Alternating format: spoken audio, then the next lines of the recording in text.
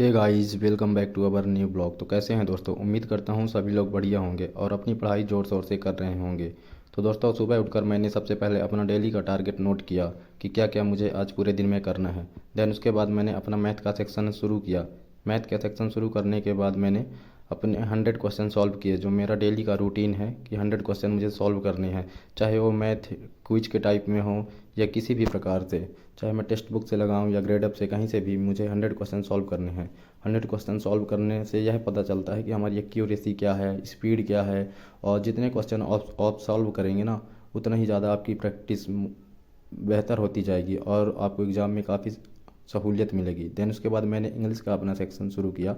English के section पे मैंने अपनी प्रीवियस वोकैब जो थी, मैंने उसे रिवाइज की सबसे पहले। देन उसके बाद मैंने नेट वर्ड्स पढ़े 50 ओ डब्ल्यू एस, 50 एडियम्स और 50 एंटोसिनो किए। उसके साथ साथ मैंने फ्रेजर वर्ब जो ब्लैक बुक पे दी हुई रहती है, 500 मोस्ट फ्रेजल वर्ब, मैंने उनको भी एक बार रीड आउट किया। हालांकि मैंने पहले भी एक बार कर चुकी है, फिर भी दोबारा से मैं दोबारा रीड आउट कर रहा हूँ ताकि कोई गड़बड़ी ना हो। तो मैंने जो 500 मोस्ट फ्रेजल वर्ब है ब्लैक बुक पे, उसे कंप्लीट किया। फ्रेजल वर्ब करने के बाद मैंने ग्रामर के रूल्स भी पढ़े। जो ग्रामर के रूल से मुझे लगता है कि इस पे डाउट है, मैं उसे दोबारा रिवाइज कर रहा हूँ। और फिर उसके बाद में मैंने इंग्लिश का टारगेट पूरा कंप्लीट किया। यह सब करते हुए मुझे इंग्लिश पे करीबन 2-2.5 घंटे का टाइम लगा।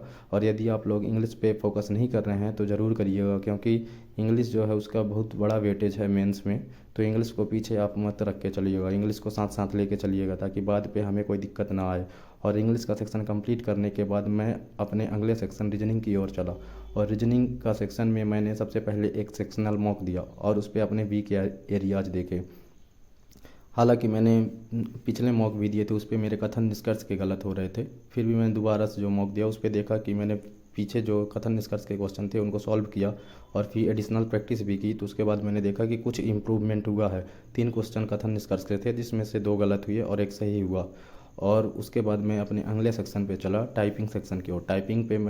टाइपिंग जो है मैं रात को सोते टाइम करता हूँ, क्योंकि मैंने जीके और कंप्यूटर इनको उठकर जो सुबह होता है मॉर्निंग टाइम पे, उनको कंप्लीट कर लेता हूँ। क्योंकि उनको करने के लिए सुबह सुबह उठ के मुझे जीके पढ़ना, जीके बोरिंग लगता है, इसलिए सुबह उठ के सबसे पहले मैं जीके पढ़ लेता हूँ।